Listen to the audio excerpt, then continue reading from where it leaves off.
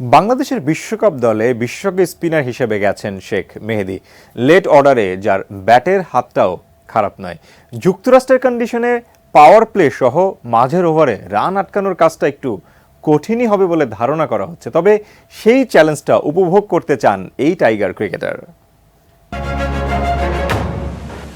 গত কয়েক বছরে বাংলাদেশের টি-20 স্কোয়াডের নিয়মিত সদস্য হয়ে গেছেন শেখ মেহেদী। দারুণ সব পারফরম্যান্সে আসন্ন টি-20 বিশ্বকাপেও জায়গা করে নিয়েছেন।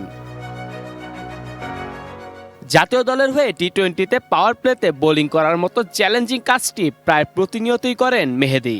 এই ফরম্যাটের বাস্তবতায় পাওয়ার প্লেতে বোলিং করাটা একটু বেশি কঠিন।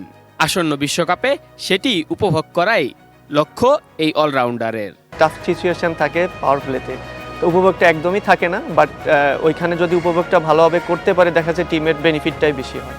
মেহেদী জানিয়েছেন জাতীয় দলের ড্রেসিং রুমের পরিবেশটাও বেশ সুন্দর। সিনিয়র জুনিয়র ক্রিকেটারদের মধ্যে ভ্রাতৃত্ববোধ থাকায় ফুরফুরে মেজাজেই মাঠে নামবে নাজমুল হোসেন শান্তর দল। বাট এটা আমাদের পরিবেশ, যে ড্রেসিং রুমে যে আমাদের এখন যে পরিবেশটা আছে, যে সিনিয়র জুনিয়র নাই, সবার সাথে সবাই ফ্রেন্ডলি মজা ঠাট্টা করে, এইভাবে মজা করে আমরা সময় পাস করি আর কাজের সময় খুব সিরিয়াস থাকি। ক্রিকেট বোঝার পর থেকেই বর্তমান সতীর্থ এবং বিশ্বসেরা অলরাউন্ডার সাকিব আল হাসানকেই আইডল হিসেবে মেনে নিয়েছেন মেহেদী। কিভাবে ফিনিশ করতে হয় সেটিও শিখছেন মাহমুদুল্লাহর কাছ থেকে।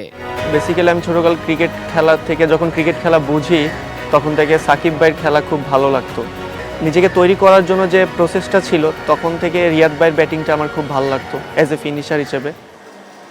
মেহেদী Hasan Munna, sports desk, ATN news.